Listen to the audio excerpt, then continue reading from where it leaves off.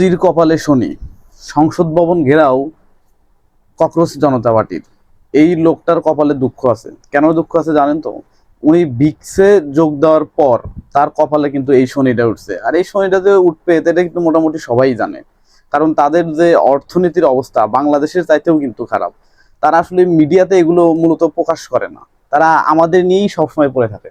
কোন একটা মসজিদ ই করলো, তাদের ধর্মের অবমাননা করলো, গরু নিয়ে কি করলো, তাদের চিন্তা ভাবনা এটাই। তাদের মূল যে কটা সেটা মিডিয়াতে প্রকাশ করে না বা প্রকাশ করতেও দেয় না। একজন চাওয়ালা যদি প্রধানমন্ত্রী হয়, ওই মালটা তো একবারে মূর্খ। মূর্খ মানুষ দেশ কিভাবে চালাবে? এটা একবার চিন্তা করে দেখেন। ককরোচ জনতা পার্টির জয় অবশ্যই হবে এবং এই জয়টা অত্যন্ত জরুরি।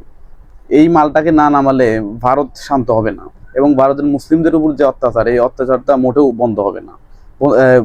মোদিকে গদি থেকে নামানো অত্যন্ত দরকার। কারণ যেহেতু উনি ব্রিক্সে যোগ দিছে, চায়নাকে ঠেকাতে যেমন আমেরিকার ইন্ডিয়াকে দরকার ছিল, এখন তো আর এটা নাই। তাই এই মালটা যে যাবে এর মধ্যে কোনো ভুল নাই, এটা আপনার নিশ্চিত।